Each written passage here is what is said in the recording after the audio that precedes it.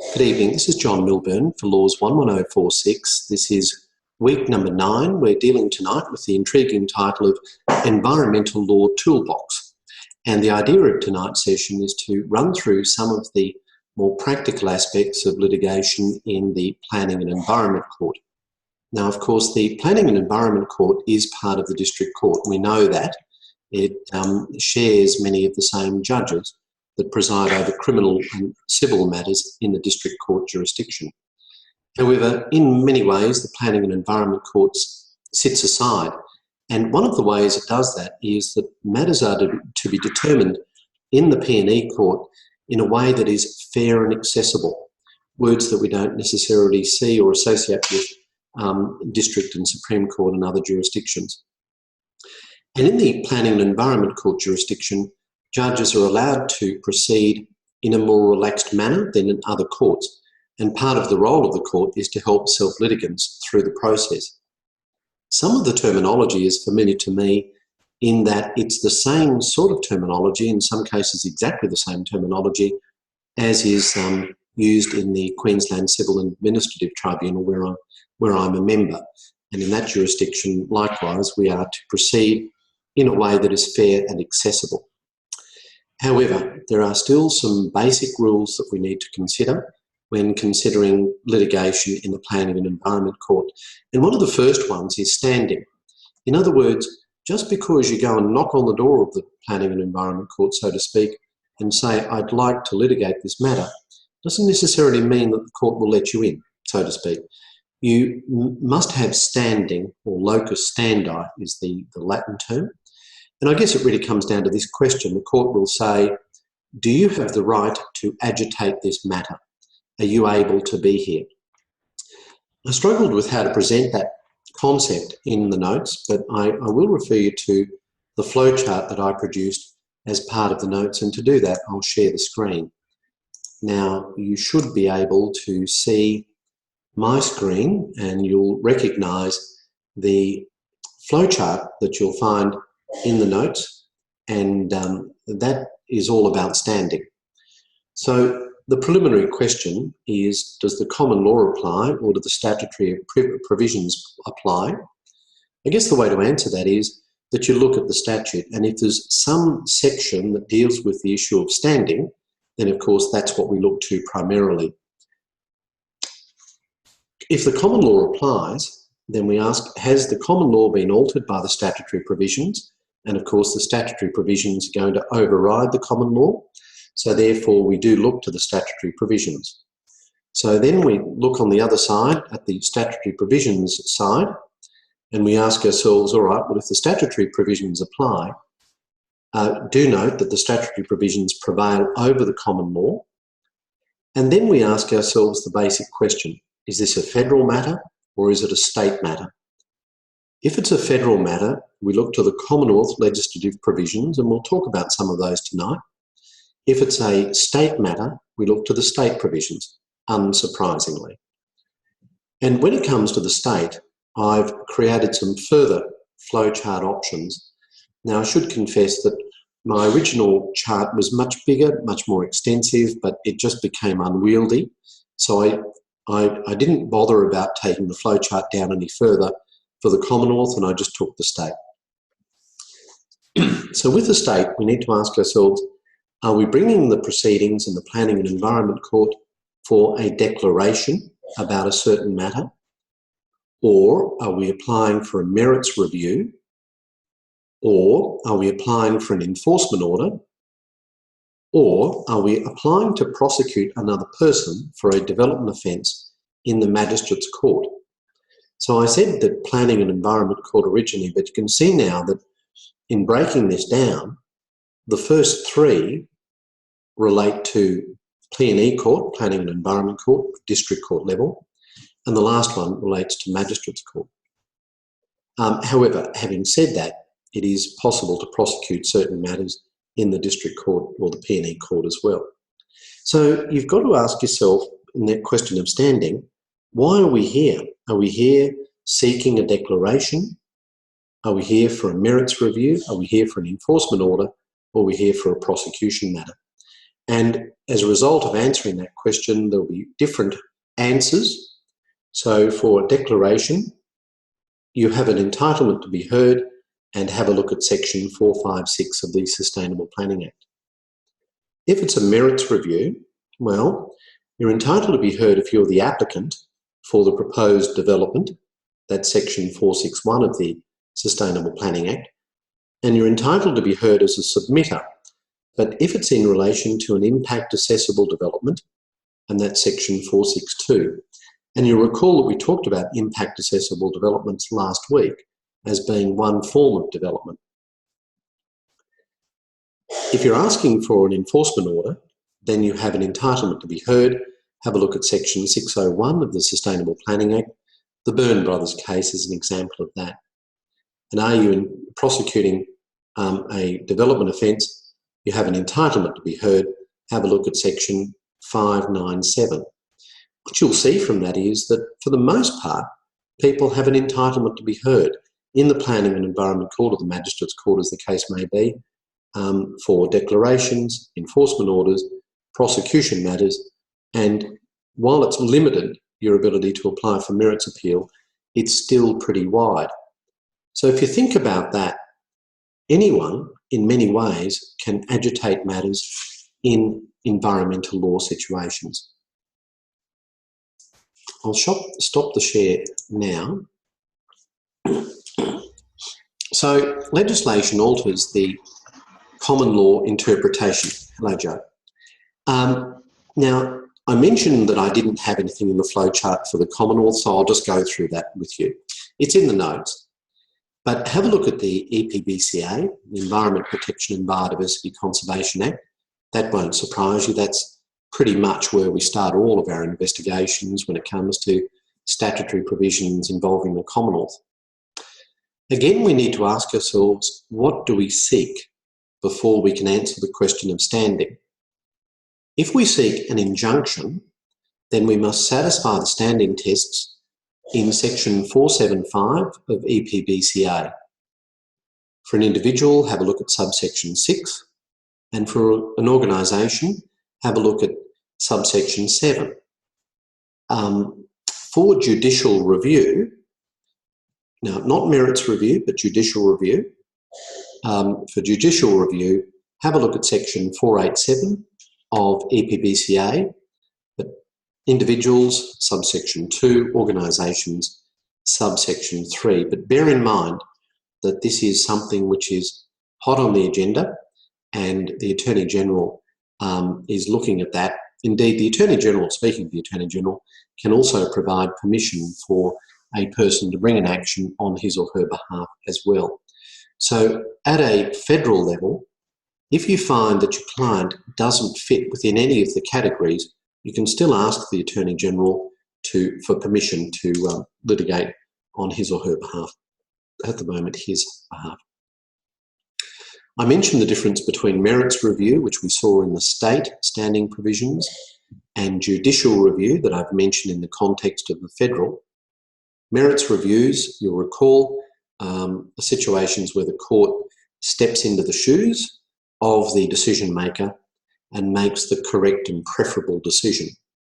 We saw that, say, in a case like, well, I shouldn't say, I'd say the Predajon case, which is, you've seen that video in the notes. In terms of judicial review, that's where the litigant challenges the legality of the decision-making process.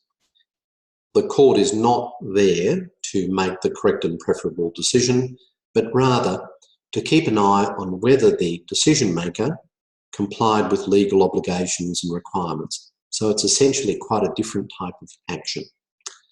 All right, now if you have any questions, please feel free to unmute your microphone and ask live, or to ask a chat through the chat facility. Otherwise, have a look at those standing provisions. I mentioned section 461 of the Sustainable Planning Act in the context of a merits review if you are an applicant for a proposed development. And an applicant for a proposed development might ask for a merits review pursuant to section 461 on the basis that they're unhappy with the decision to reject the application or unhappy with the conditions imposed. But if you're involved in a situation of advising a developer, in those circumstances, it's very important that you watch the time limits. Have a good look at section 461 of the Sustainable Planning Act. 461 subsection 2 provides that an appeal must be started within 20 business days. That's all you get, 20 business days to start the appeal. Forget 3-year time limits or 6-year time limits. You've got 20 business days. So what that means is that if I was advising a client who's involved in a development application process, I would almost anticipate that the assessment manager, usually the council, will reject the application or will approve the application on unfavourable condition terms, and I'd have my appeal almost ready to go so that you don't miss out. Now that's 20 business days after a notice is given to the applicant or the day the notice was required to be given to the applicant. So that's in subsection 2 of 461. Now that's for a developer. You might be consulted by a disappointed submitter. A submitter, if you like, an objector, someone who has opposed the development application may come to you and say, I'm not happy with the approval that the council has given, or I'm not happy with the approval conditions that they've given. Again, watch the time limits. Subsection 4 of section 462 provides that once again, the appeal must be commenced within 20 business days after the decision notice or a negotiated decision notice is given to the submitter. Now, bear in mind that you can only get your foot in the door if you are a submitter in those circumstances. In other words, be careful to draw the clear distinction between someone who actually took the time to object to the proposal, entitling them to be heard in the first place, as opposed to someone who comes in after the event, as it were, and says, I'm not happy about that decision, I want to challenge it. If you're not if I can use the term registered, it's not quite that, but if you're not an appropriate submitter, then you won't have the opportunity to appeal the matter in court. All right, now let's assume that we're talking about a merits appeal. Let's assume that we're talking about a situation where someone does want to go to the Planning and Environment Court and challenge a decision of the assessment manager. Let's go into our toolbox, as it were, and see what we need in order to commence that process. The first thing that you need to do is understand that there are basic rules, and those basic rules are laid out in section 481 of the Sustainable Planning Act. That gives you the rules about lodging an appeal. Let me say this. There are two types of appeals that we talk about in general terms. The first, and by far the most common, is an appeal to the Planning and Environment Court, a merits appeal, in circumstances where a person is not happy with the decision of the assessment manager, that is the council. That's one type of appeal. The other type of appeal, which is very rare, is where we have a decision of the Planning and Environment Court, we're unhappy and we want to go to the next level. That next level is the Court of Appeal, and in order to go from the Planning and Environment Court to the Court of Appeal, you've actually got to ask permission of the Court of Appeal. You need to seek leave. So in the context of what I'm talking about, when I say an appeal, I'm talking about the base level appeal, that is an appeal against the decision of the assessment manager to the Planning and Environment Court. Okay, that's section 481. Have a look at those rules. And it says, in order to lodge an appeal, you must state the grounds of the appeal and you must comply with the rules of the court. That tells me straight away, therefore, obviously, you must know the rules of the court. I'm going to share the screen to give you an idea of what you might expect to see in a very basic notice of appeal. You can see that on the screen now. So it's just XX appeals to the Planning and Environment Court at whatever, Brisbane, Rockhampton, Townsville, against, now here's where you set out the decision appealed against, and XXX seeks the following orders. All right, so here's where you set out the orders and the relief that's sought. So number one, you have to set out the decision appealed against. In this case, you're seeking an order that the appeal be allowed and a development application refused. And what other orders do you want? Such further or other orders as the court considers appropriate. So that's a really basic appeal. So we're just saying to the court, what we want is allow the appeal so as to refuse the development application, please. That's the first part. The second part is you've got to set out your grounds of the appeal. And this is where you set out in numbered paragraphs each ground on which it is alleged the decision appealed from is wrong. Here's some basic examples. Number one, the proposed development conflicts with the planning scheme and there are not sufficient grounds to justify approving the application despite the conflict. Number two, the proposed development will have an adverse impact on the environment. And then number three, I don't know, just think about the grounds that are argued in some of the cases that you've read, and that'll give you an idea of the specifics.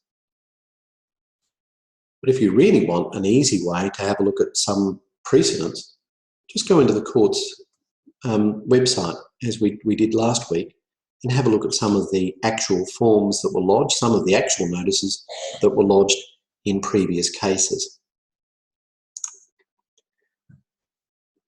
What I want to do now is show you a neat little website that will help enormously, I think, in terms of providing some guidance as to what you should do in following through the litigation steps.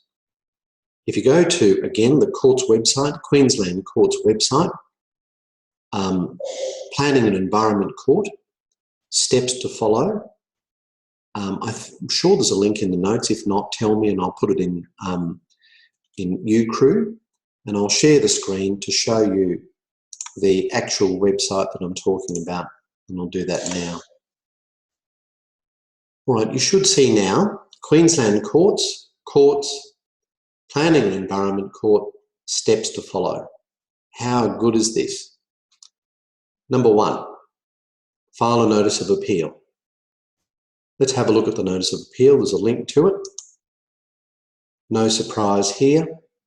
This is the standard notice of appeal. And that's actually the document I just showed you in Word. I didn't have all the headings to it, but you'll recall that I said set out the decision appealed against and the orders that you seek. That goes in here.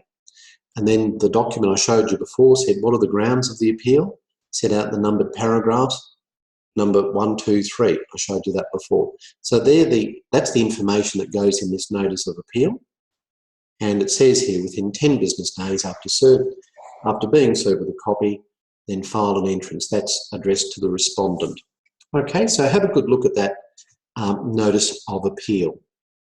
If I now go back to the steps to follow, and it sets out really simply and clearly what you need to do in environmental law litigation. So I guess the toolbox, to use that term, is pretty simple. You just go and have a look at these steps. It's all very user-friendly.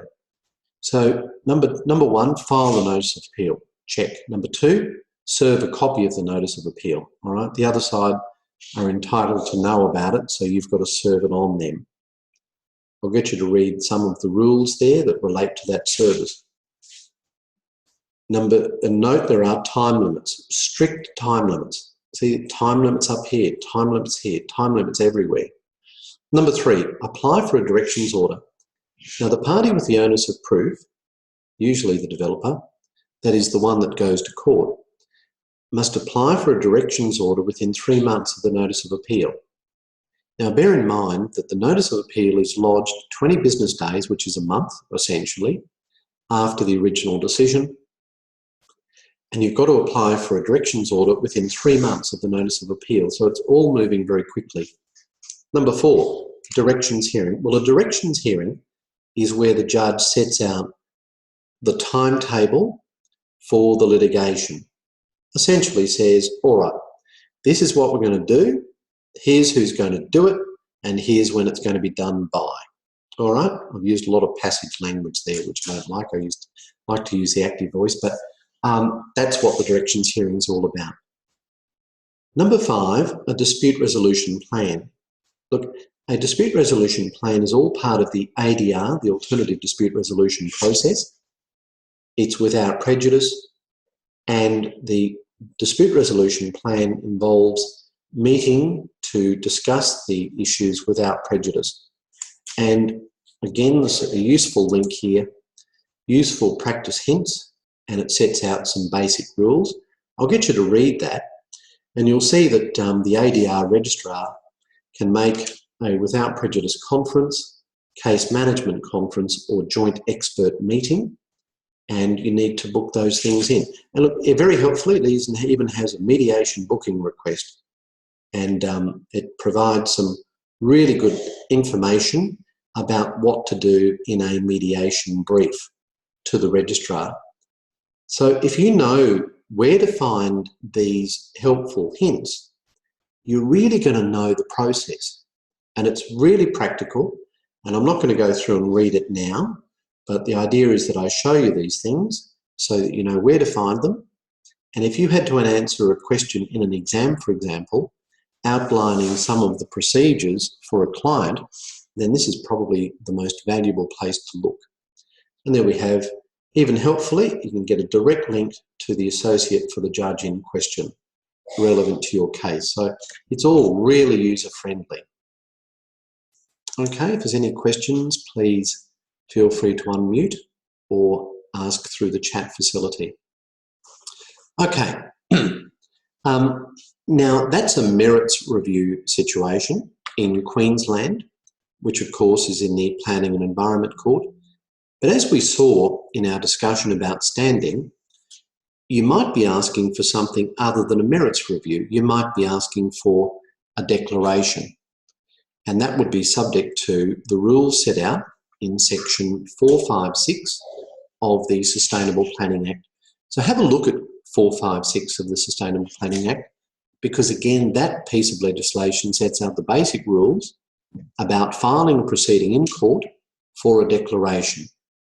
Now, a declaration is not a merits review. A declaration is essentially, if I can use this term in very simple terms, you raise your hand and say, I've got a question, can you answer that for me? The court, in answering the question, makes a declaration. It doesn't, the court is not saying, look, give me the case and I'll work out what the correct answer is. The court is answering a question. A merits review is where the court says, give me the case, I'll work it out, I'll give you the right answer for this particular application. Declaration is saying, no, I'll answer that single question. The other thing that you would have noticed in the standing flowchart was enforcement orders. And it is possible to make an application for an enforcement order. That's section 601 of the Sustainable Planning Act. The one that I've shown you a couple of times, I think, is the Byrne Brothers matter. And sometimes the applicant seeks a combination of declarations, enforcement orders, and injunctions, all in the same proceeding, relying on different sections. An injunction, which is either positive or negative, is essentially forcing someone to do something. Okay, when you're preparing for a court case, you need to look into your toolbox and think, what evidence am I going to produce? And it's very important that you produce expert evidence, and the expert evidence is critical.